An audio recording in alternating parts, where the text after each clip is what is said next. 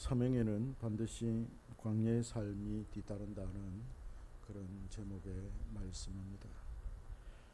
모세가 태어날 때는 히브리인의 남자아이는 모두 죽이라는 바로의 명령이 있었습니다. 두 번째 명령이었죠. 여자아이는 살려두고 남자아이는 나일강에 버려 죽이라는 것이었습니다. 모세의 어머니는 이 아이가 너무나 예쁘고 좋아서 3개월 동안 숨기다가 결국 아이를 나일강에 버리게 되었습니다. 갈대 상자에 역청을 발라서 물이 들어오지 않게 하고 그 안에 아기를 눕혔습니다. 아이의 엄마와 이 누나는 갈대 상자를 강물에 서식하는 그 갈대 사이에 놓고는 추위를 살펴보고 있었습니다. 아이가 울면은 엄마는 달려가서 젖을 물리곤 하였지요. 그들은 이 아이를 버려 죽이는 것을 매우 안타깝고 가슴 아픈 일로 여겼고 이 일에 하나님께서 개입해 주시기를 간절히 바라고 있었습니다. 하나님의 섭리가 어떻게 나타날지를 기다리고 있었지요. 하나님의 현실적인 그런 능력들이 어떻게 나타날까 그들은 기다리고 있었습니다. 아니나 다를까 바로의 공주가 하녀들과 함께 나일강에 목욕하려 나왔습니다. 그 갈대 상자가 공주의 눈에 딱 들어왔습니다. 하녀를 시켜서 그걸 가져오게 해서 뚜껑을 열었더니 너무나 예쁘고 멋진 남자아이가 들어 있었습니다. 공주의 마음에 쏙 들었습니다. 소유로 삼고 싶을 만큼 욕망을 자극하는 그런 아이였습니다. 공주는 자신의 아들로 그 아이를 삼기로 마음을 먹었습니다. 모세의 누나가 이를 딱 지켜보고 있다가 공주에게로 와서 아기에게 젖을 먹일 유모를 소개시켜 주었습니다. 공주는 아기의 엄마를 유모로 고용을 했고 아기가 젖을 떼고 자랄 때까지 유모의 집에 있게 하였습니다. 하나님의 섭리가 확실하게 나타난 것이었습니다.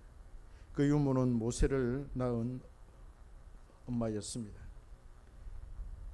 유모의 집에서 자라난 아이는 양어머니 공주가 있는 왕궁으로 가서 40세까지 애굽의 교육을 받게 됩니다.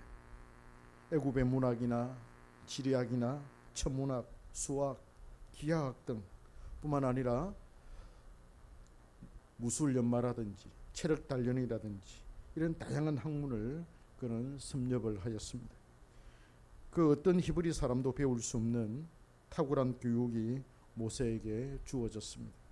먹는 것, 입는 것, 세련된 문화를 누리는 것, 안락한 삶을 즐기는 것과 여가 시간을 가지고 개인 가정 교사를 통해서 학문을 배우며 품위를 유지하는 이 모든 것을 그는 어릴 때부터 누리며 자라났습니다.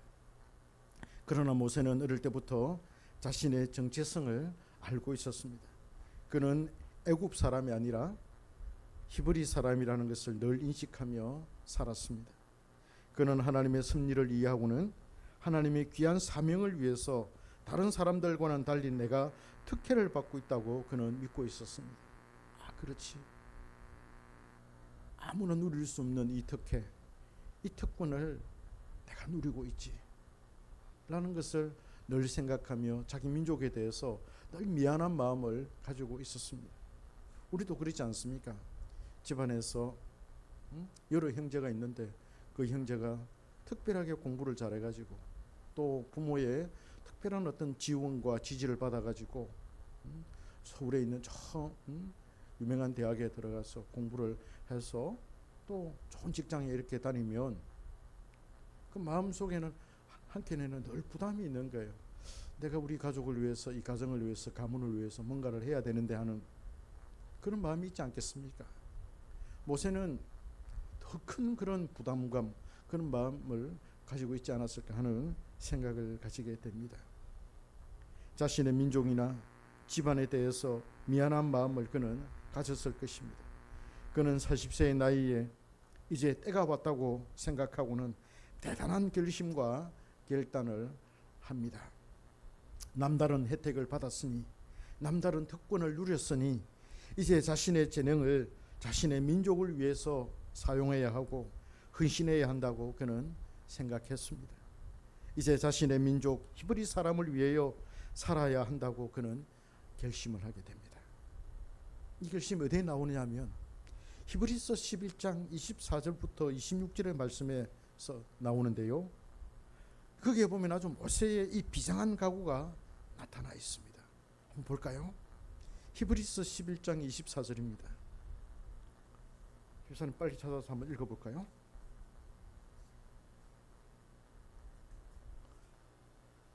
믿음으로 모세는 장성하여 바로의 공주의 아들이라 칭함을 받기를 거절하고 도리어 하나님의 백성과 함께 고난받기를 잠시 제약의 낙을 누리는 것보다 더 좋아하고 그리스도를 위하여 받는 수모를 애굽의 모든 보화보다 더 큰 재물로 여겼으니 이는 상주심을 바라봅니다. 모세는 대단한 결심을 한 것이 분명합니다. 아주 사명감에 불타올랐다고 볼 수가 있어요. 자신이 그렇게 애굽에서 엄청난 혜택을 받은 것은 하나님의 백성을 위한 것임을 그는 깨닫게 된 것이죠. 이제 그걸 실천하기 위해서 공주의 아들이라 칭해지는 것을 거절하고 하나님의 백성들과 함께 수모와 고난을 받기 위해서 자신의 모든 것을 버리고 그 일에 뛰어들었습니다. 대단하죠. 모든 것을 버리고 자신이 가지고 있는 그 모든 혜택들을 다 버리고 배설물과 같이 여기고 민족을 살리는 그 일에 사명감을 가지고 뛰어들었습니다. 쉽지 않은 결단이었습니다. 그럼에도 그는 하늘의 상을 바라보고 믿음으로 결단을 내렸습니다. 자신의 민족을 위해서 그렇게 사는 것이 옳고 또 그것이 하나님이 자신에게 주신 사명이라고 여겼습니다. 그리하여 왕궁에서 나와서 그는 히브리 사람에게로 자신의 민족이 살고 있는 곳으로 가게 됩니다. 의기양양했고 당당했습니다. 자신의 민족을 위해서 뭔가 멋지게 일을 할 것이라고 그는 다짐을 하였죠. 그 일이 시작이 되었습니다. 히브리 사람의 군익을 보호할 일이 생겼습니다. 그는 젊은 혈기에 자신의 민족을 괴롭히는 애굽 사람을 때려 죽이고는 모래에 파묻었습니다. 그 다음 날에는 자신의 민족끼리 싸우는 것을 말렸습니다. 더 많이 잘못한 사람이 이제 어제 요셉이 애굽 사람을 죽인 것을 덜 추어내어서 자신도 죽이려 하느냐며 동네방네 소리를 쳤습니다. 이 소문이 바로에게까지 들려서 모세는 결국 도망을 쳐야 했습니다. 그는 미디안으로 도망을 쳐서 미디안 제사장 이드로의 사위가 되었습니다. 여러분, 무슨 이런 일이 일어날 수 있나요? 모세가 자신의 모든 것을 다 버리고 애굽에서 받은 그 혜택, 모든 혜택을 다 버려두고 자신의 민족과 함께 수모를 당하고 고난을 받기 위해서 하나님 앞에서 민족을 위해서 거대한 일, 아주 거창한 일을 하려고 뛰어들었는데 이 무슨 이런 일이 있을 수가 있습니까? 도망자의 신세가 되어버리고 말았던 것입니다. 모세는 한번 제대로 사명을 위해서 히브리 민족을 위해서 자신의 뭔가 마음을 던지려고 했습니다. 그런데 어떻게 이런 일이 이렇게 될 수가 있나요? 이해가 됩니까? 어처구니가 없지 않나요? 모세는 미디안에서 이제 40년의 긴 세월을 보내게 됩니다. 여기에서 그는 결혼해서 아이를 낳고 일상의 생활을 하고 있습니다. 모세는 미디안에서 40년을 보내면서 그가 젊은 시절에 가졌던 꿈과 비전과 소명을 모두 다 잃어버리게 됩니다. 40년을 사니까요. 하나님께서 자신을 사용하지 않으신다고 그는 생각하게 됩니다. 이것은 나중에 하나님께서 호렙산에 나타나셔서 모세에게 사명을 주실 때 모세의 태도를 통해서 우리는 알 수가 있습니다. 아예 그냥 젊었을 때 꾸었던 그 꿈을 이제는 거의 생각하지 않고 있는 우리 모세를 발견하게 됩니다. 하나님은 모세를 통해서 그가 가진 지팡이로 뱀이 되게 했고 뱀의 꼬리를 잡으니 다시 지팡이가 되게 하였습니다. 또 손을 가슴에 넣었더니 문둥병이 나타났고 다시 또 넣으니 깨끗하게 되었습니다. 이러한 이적을 나타내 보여주시면서 신음하고 있는 이스라엘 백성들에게로 가라고 하나님은 모세에게 다시 호렙산에 나타나셔서 사명을 주십니다.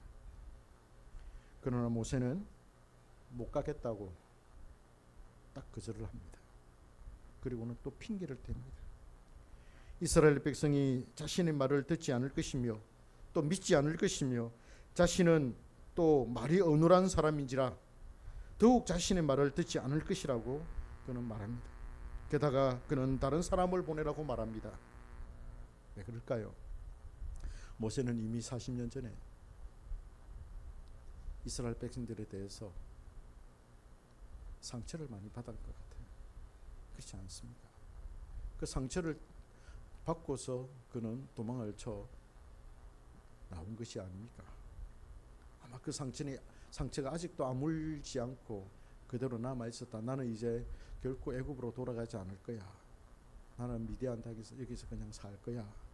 하는 그런 마음이 강하게 들고 있었습니다. 저는 상처 때문에 그렇다 이렇게 생각이 듭니다. 그러나 하나님께서 거절하는 모세에게 분노하셔서 다시 모세를 설득시켜서 결국 사명의 길을 가게 하셨습니다. 그처럼 모세는 미디안 40년 기간 동안에 자신의 사명감을 잃어버리게 되었습니다. 생각하기도 싫은 기억이었을 것입니다. 히브리 사람들이 자신을 버렸다고 생각했습니다. 다시는 그곳으로 돌아가지 않으리라고 굳게 마음을 먹고 있었는지도 모르겠습니다. 그러니 그는 광야에서 40년을 아무런 불평 없이 일상의 생활에 만족하며 지냈던 것입니다. 자기는 이미 이 세상에서 누릴 만큼 애굽의 왕궁에서 40살까지 살았으니까 나는 이제 이 세상의 영광을 누릴 만큼 다 누렸다. 더 이상 누릴 것이 없다. 이런 생각하지 않았겠어요? 그러니 이 미디안 광야이지만 이곳에서 나는 이제 결혼했고 아이도 태어났고 이곳에서 나는 영원히 그냥 살 거야. 살다가 생을 마감할 거야. 이런 생각 갖고 있지 않았겠어요? 그런 사명을 잊은 채 현실의 생활에 충실하고 있었습니다. 그는 광야 40년 동안 자신이 품었던 사명을 완전히 그냥 망각한 채 잊어버린 채 지내게 되었던 것입니다. 우리는 모세의 이 미디안 광야 40년을 해고하면서 그 미디안 광야 생활을 해석할 필요가 있습니다. 모세에게 일어난 일들이 모두 하나님의 섭리에 따라 일어난 일들이라면 왜 하나님은 모세를 40년 동안이나 미디안 광야에서 살게 하셨을까요? 왜 그렇게 하셨을까요? 하나님께서 모세를 들어 쓰시려고 작정하셨다면, 그리고 왕궁에서 40년 동안 그 일 때문에 훈련을 시키시고 또 그 혜택을 보게 하셨다면 왜 하나님께서 40년 동안 미디안 광야를 불러서 사명감을 잃어버릴 정도로 그곳에서 그냥 살게 하셨을까 하는 것입니다. 그것도 그가 처음에 받았던 사명을 잃어버리도록 내버려 둔 채 말입니다. 모세는 40년 동안 자신의 소명을 완전히 망각하고 말았습니다. 애굽에 대해서 생각조차 하기 싫었을 것입니다. 왜 하나님은 모세를 거의 버린 사람처럼 그렇게 40년 동안 대우를 하셨을까요? 영적으로 생각해 보면 하나님께서 아예 모세를 잊어버렸고 더 이상 모세를 생각하지도 않는 것으로 판단이 됩니다. 모세 자신도 그렇게 생각했을 거예요. 하나님은 나를 더 이상 사용하지 않으셔. 하나님은 나를 통해 그 일을 하기를 원치 않으신 것이야. 그러니 내가 미디안 광야에 있어도 나를 한 번도 찾아오지 않으시고 나에게 사명을 주시지도 않으셨어. 그러니 나를 버리신 것이 확실해. 그러니 나도 예전에 품었던 사명 따윈 더 이상 생각할 필요도 없는 것이야. 나는 여기서 자유할 수가 있어. 그렇게 생각하였을 거예요. 누구나 여러분 그렇게 생각할 수 있는 대목이지 않겠습니까? 40년 동안 하나님은 거의 찾아오지도 않는데 내가 그렇게 젊었을 때는 사명감이 불타올라서 내가 하나님을 위해서 내 민족을 위해서 뭔가를 해보려고 결심을 하고 달려들었는데 일이 그렇게 되고, 그러면 하나님이 찾아오셔서 그래 조금만 더 기다려, 내가 너를 다시 사용할 거야, 그렇게 언질이라도 줘야 되지 않겠습니까? 그런데 그 40년 동안 아무 말씀도 하지 않으시고 찾아오지도 않으신 거예요. 그러나 결과적으로 하나님은 이 40년이 끝날 무렵 결국 모세를 찾아오셨습니다.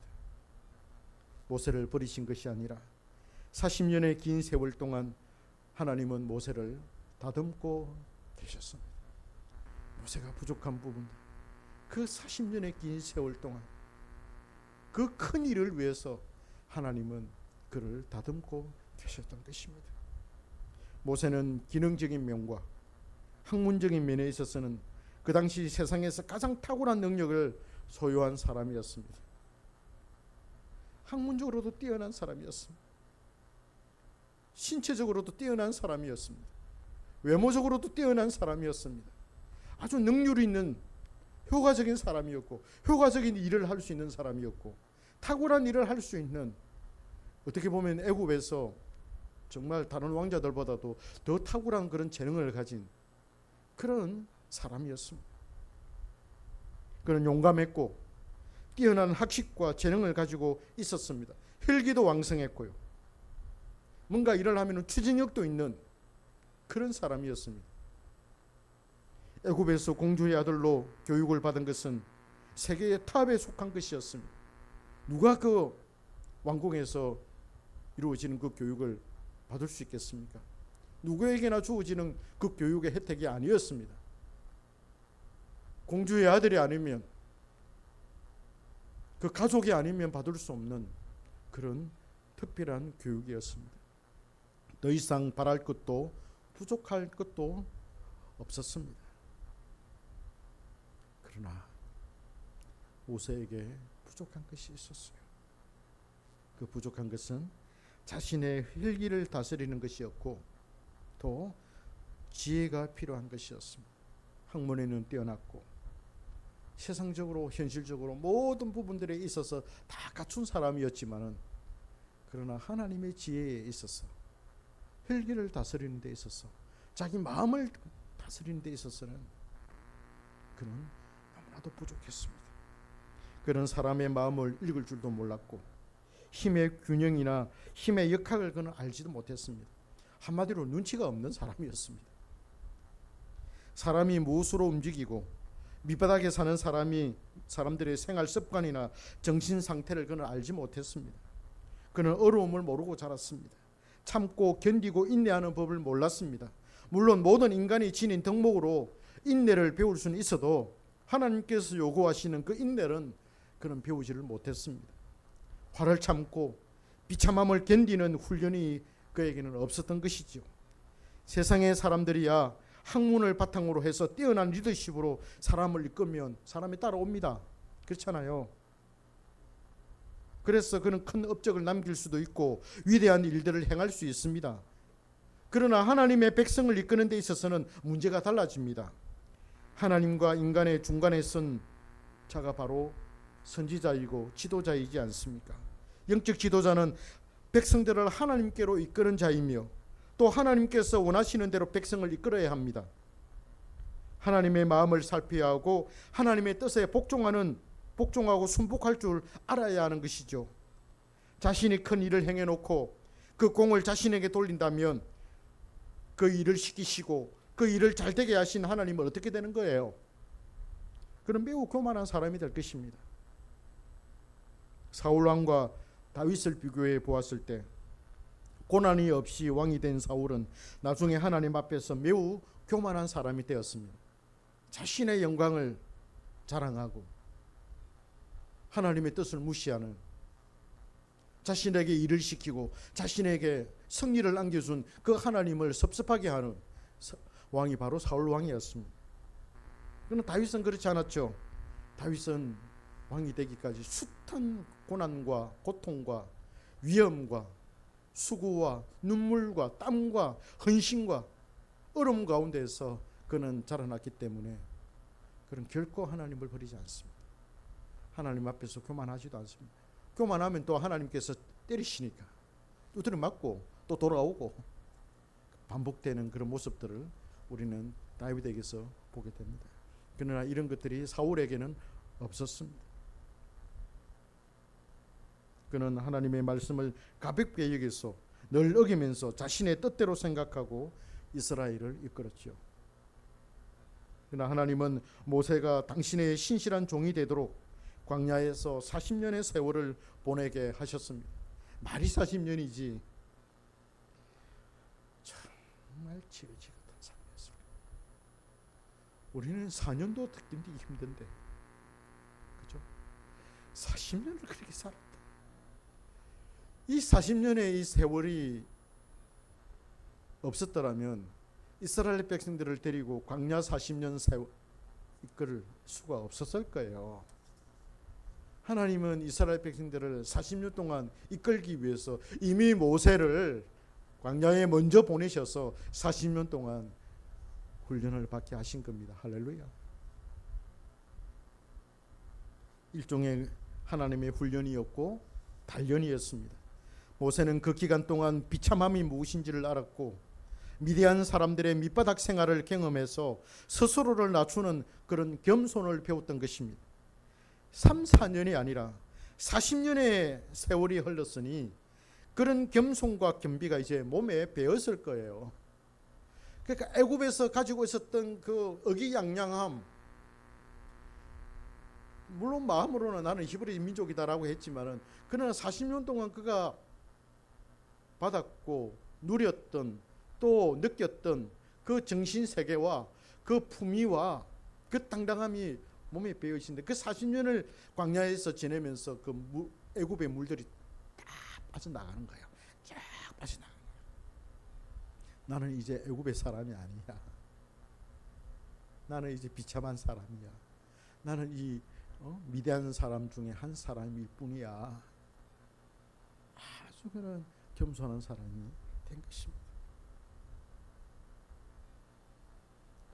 몸과 정신과 마음의 단단함이 생겨나게 되었습니다. 조금의 흐트러짐이나 까불거나 자신을 높이는 그런 태도는 찾아볼 수 없을 정도로 오랫동안 그런 단련을 받은 것이죠.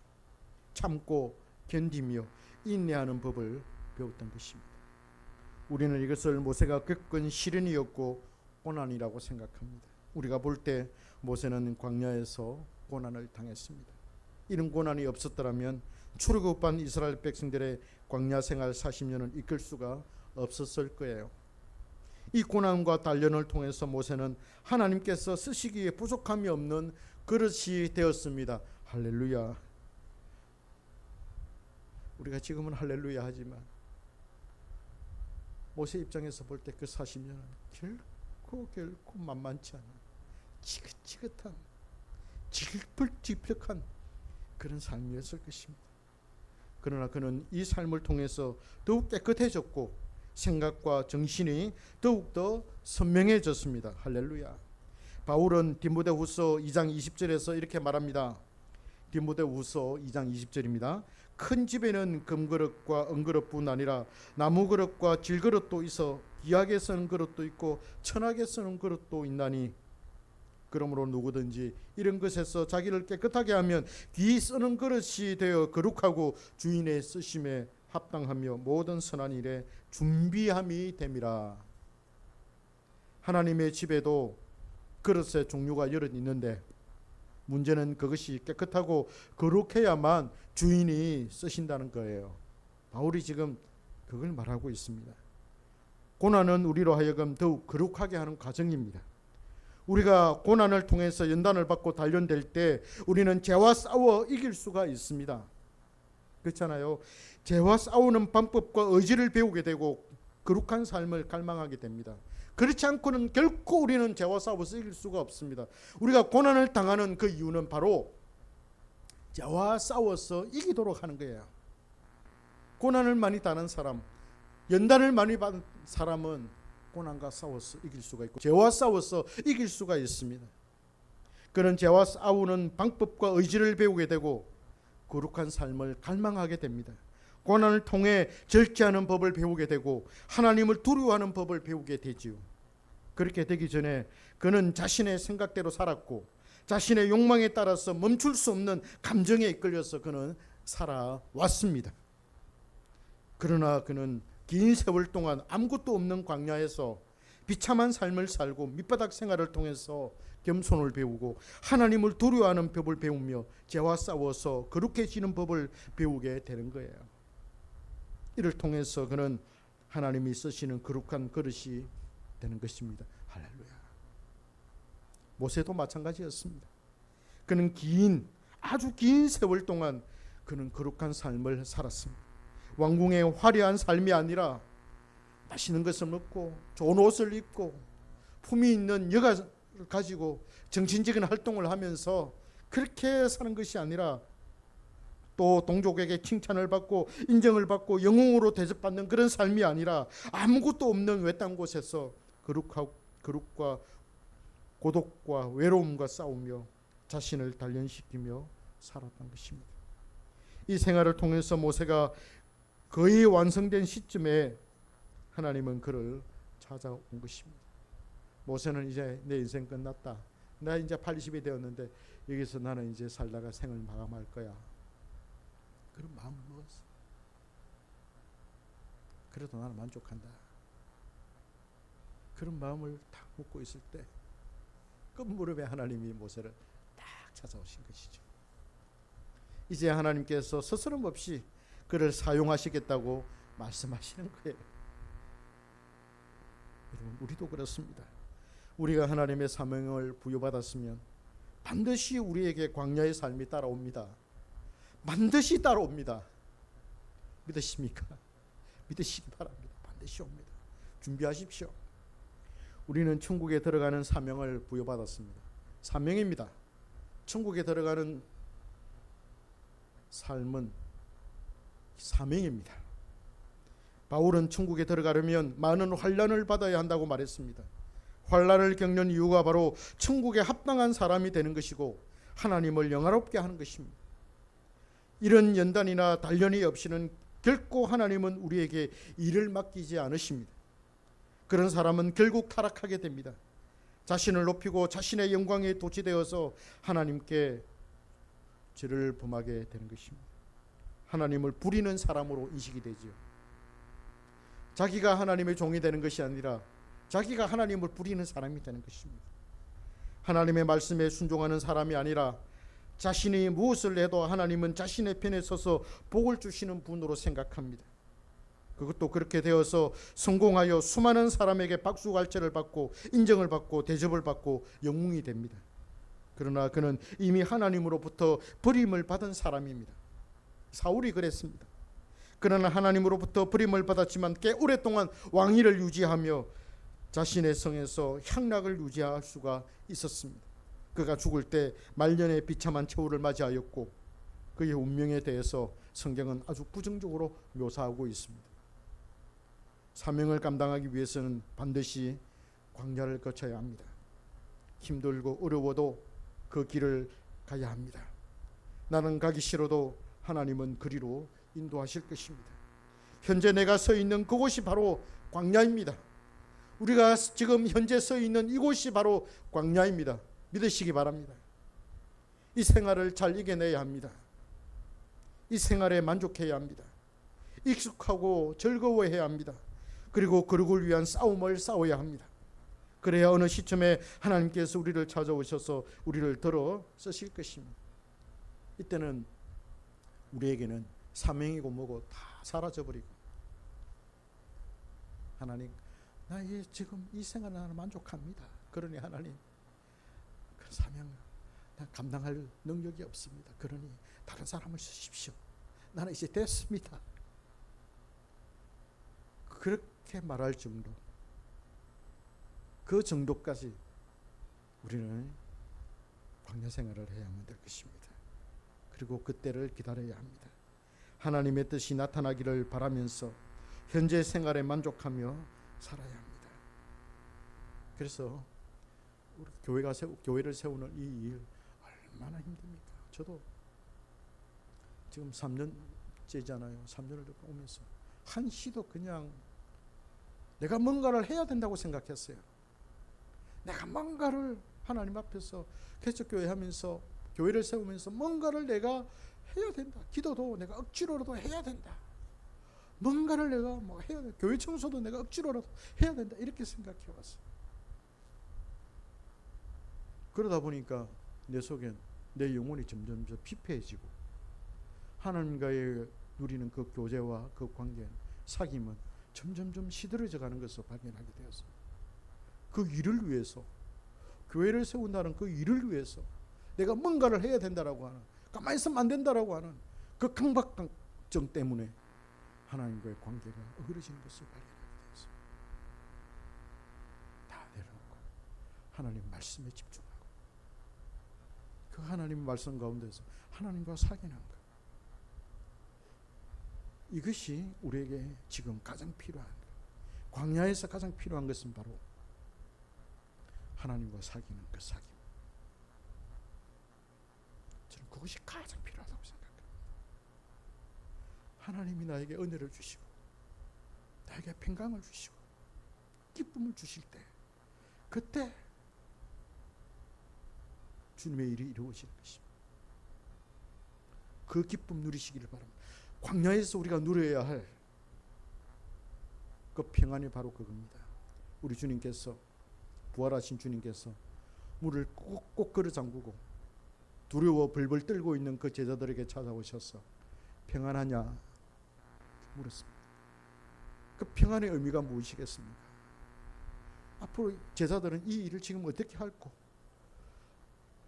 바깥에 나가지도 못해요. 사람들이 잡아갈까봐 두려워 떨고 있고 부들부들 떨고 있고, 자기들의 일이 이제 어떻게 이루어질까, 이제 자기들의 일은 끝났다, 어떻게 이 일을 이루어갈까, 이런 저런 복잡한 그런 생각 가운데 주님 찾아오셔서 평안하냐 물었습니다. 무슨 의미입니까? 하나님과의 관계가 계속 유지되고 있느냐, 하나님 너에게 찾아오셔서 기쁨을 주시더냐, 이 말입니다. 사도 바울이 갈라디아 교회나 고린도 교회나 뭐 에베소 교회나 이런 교회에 편지를 보내면서 늘 하는 말이 있습니다. 그 말씀이 뭡니까? 우리 주 예수 그리스도로 말미암아 너희에게 은혜와 평강이 있기를 원하노라. 그 은혜와 평강이라는 게 뭡니까?